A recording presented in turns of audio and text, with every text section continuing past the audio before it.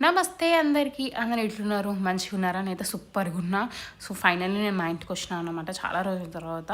అందుకే మా మమ్మీ నాకు ఇష్టమైన సొరకాయ గారెలు చేసి పెట్టింది. ఈ కొన్ని ఏరియాలో సొరకాయ అప్పాలంటారు, బట్ మా సైడ్ అయితే సొరకాయ గారెలు అంటారు. ఎంత టేస్టీ ఉన్నాయి అంటే సూపర్గా ఉన్నాయి. ఇట్లా నోట్లో వేసుకోగానే కరిగిపోతే అసలు అద్భుతంగా ఉంటాయి అనమాట. ఇది పెద్ద ప్రాసెస్ కూడా ఏం కాదు. మన ఇంట్లో ఒక్క సొరకాయ ఉంటే చాలు, ఎంతమందికైనా వండి పెట్టచ్చు అనమాట. అంత బాగుంటుంది. టేస్ట్ మాత్రం మామూలుగా ఉంటుంది. చాలా చాలా సింపుల్ ప్రాసెస్ అండ్ ఈజీగా అయిపోతుంది. ముందైతే ఒక మంచి లేత సొరకాయని తీసుకొని దాన్ని మంచి తురుమండి. పొట్టిగానే తీయాల్సిన అవసరం ఏం లేదు. గింజలు కూడా అలానే ఉండనివ్వండి. గింజలు ఉంటేనే బాగుంటుంది దీనికి, సొరకాయకి. సో మంచి లేత సొరకాయ అయితే బాగుంటుంది అనమాట. మంచిగా చూసినా ఇట్లా తురుముకొని ఇట్లా బియ్యం పిండి తీసుకోండి. మరీ ఎక్కువ తీసుకోకండి, అలానే మరీ తక్కువ కూడా తీసుకోకండి. మళ్ళీ లూజ్ అయితే కష్టం, అట్లానే గట్టి అయినా కష్టం. ఇందులో మనం వాటర్ ఏం యాడ్ చేయొద్దు. మొత్తం బియ్యం పిండితోటే గట్టి అయిపోతుంది అనమాట మన పిండి అనేది. అందుకనేసి మంచిగా ఇలా జల్లెడ పట్టుకోండి. కొంచెం ఏమైనా పురుగు కానీ ఏమైనా ఉంటే పోతుంది.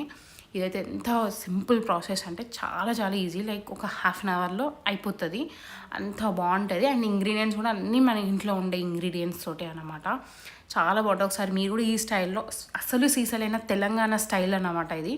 డెఫినెట్గా ట్రై చేసి చూడండి, మీ అందరికీ ఖచ్చితంగా నచ్చుతుంది. కొంచెం బియ్యం పిండి కూడా యాడ్ చేసుకున్నాక మంచిగా నువ్వులు కూడా యాడ్ చేసుకోండి.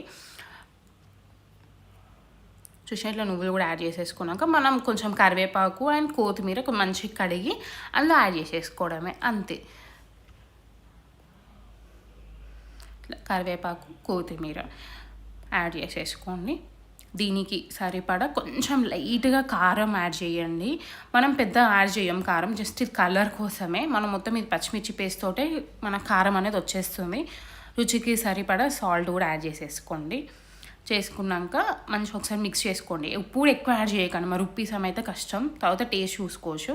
కొంచెం జీలకర్ర, దాని తర్వాత మిక్సీ జార్లోకి పచ్చిమిర్చి అండ్ ఉల్లిపాయ వేసుకోండి. ఈ రెండు అంతే. ఉల్లిపాయని కచ్చాపచ్చగా వేసేసుకుంటే సరిపోతుంది. మంచిగా ఇప్పుడు మిక్స్ చేసేసేయండి. అంతా కలిపేటట్టు. ఇందులో ఒక్క చుక్క కూడా వాటర్ కానీ ఆయిల్ కానీ ఏది అవసరమే లేదు. మొత్తం మన సొరకాయలో ఉండి నీరుతోటే అది దగ్గర పడిపోతుంది అనమాట.